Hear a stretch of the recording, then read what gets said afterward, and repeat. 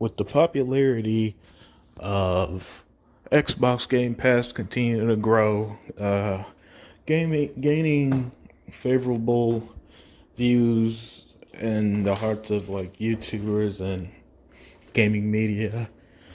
I want to address a quick topic that I see, and that's this fear that because you have Game Pass, you doesn't mean you can't own the games. I do want to clarify that every single game on Game Pass can be purchased if you want to own it. I've bought games from Game Pass that I played, and I was like, you know what? I enjoyed it so much. I'm supporting the dev. The most rated shit one being Grounded, which is $30. Carrion, which I believe is $20. Both are on Game Pass right now, and both have just released. But as you see in the video, it's extremely simple to download. I meant to buy a game from Game Pass if you want to own it. You literally just highlight the game. Well, first you go to your library. If you're a sub for Game Pass, click on that and highlight whatever game you want. You're gonna click on that game, go to see in Microsoft Store, and boom, you can buy it. It's really that simple and that easy. So I hope that people understand that Game Pass. You know, when people say that Game Pass is the Netflix of gaming, they're right, but it has that extra benefit of you have the ability to purchase the games. I don't think with Netflix you can't, if you like a show, like a Daredevil show or something. Probably should use something more recent. Like they recently put Avatar: The Last Airbender, great cartoon, but you can't buy all 3 seasons of the show and watch it on your own. So that's a really cool benefit to Game Pass.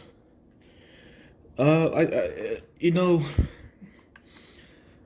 I've said it before. People in general, not just in gaming, are hesitant to change. Change can be difficult. It can look scary, and it could be seen as even drastic or radical. But it's a very important and common part of life, and we see a big change in gaming right now.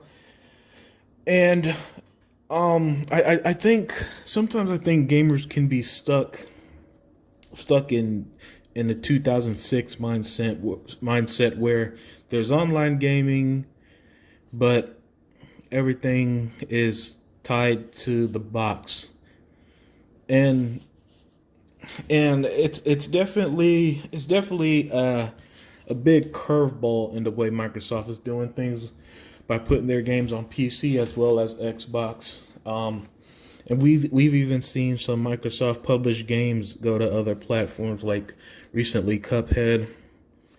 There's been Ori, the first one, in the Blind Forest, and something else. There's another published Xbox game I can't think of right now.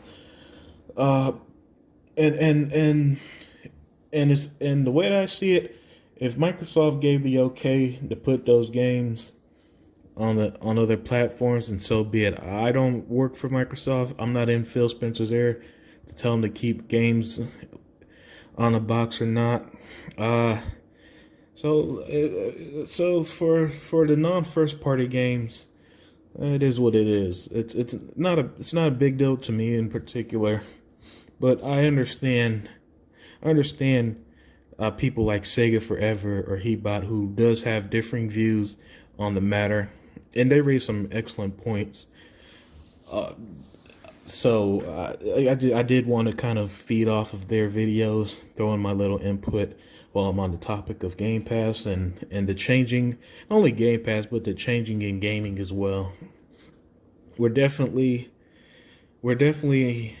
hitting a new era where the old traditional way, you know, because it's always been that way. I mean, Even as far back as, I mean, Nintendo had insane third-party support at one time.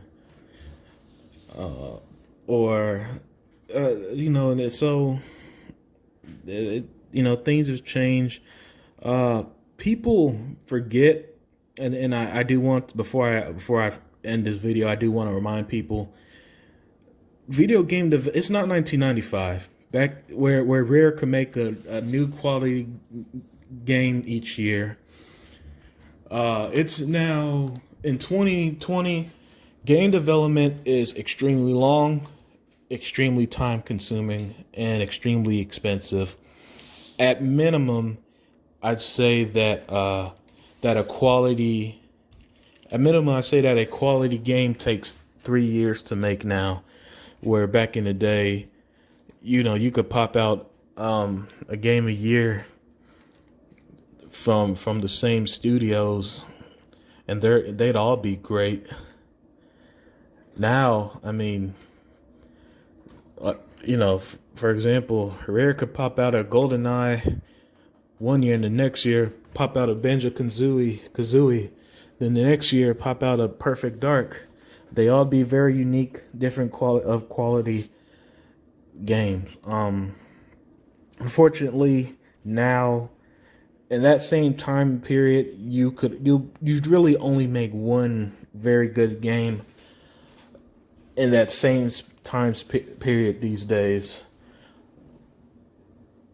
and it's very and maybe even longer, because some games take 4-5+ years to develop, and that's not, and we're not talking about hectic development cycles. We're talking about just the natural process of a gaming world where next gen standard is going to be 4K 60. Some games are going to have 120 frames per second.